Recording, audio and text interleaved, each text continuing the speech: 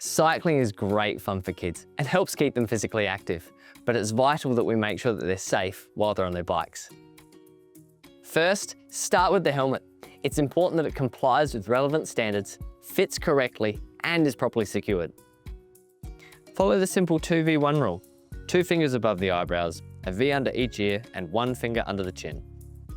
Always dress them in bright, visible clothing and avoid loose clothes and undone shoelaces, which could get caught in the chain or other bike parts.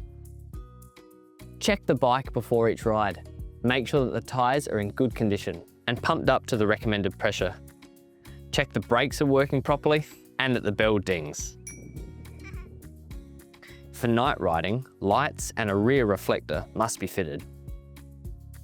Start out in low-risk environments like parks and other open spaces, so they get the hang of bike control.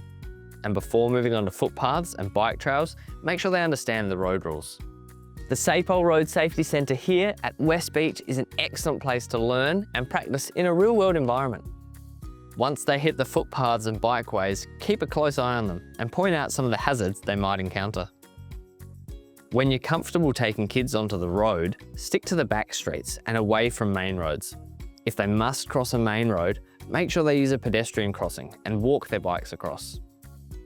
Cycling is not only a fun and healthy outdoor activity, it can also give kids a sense of freedom and independence.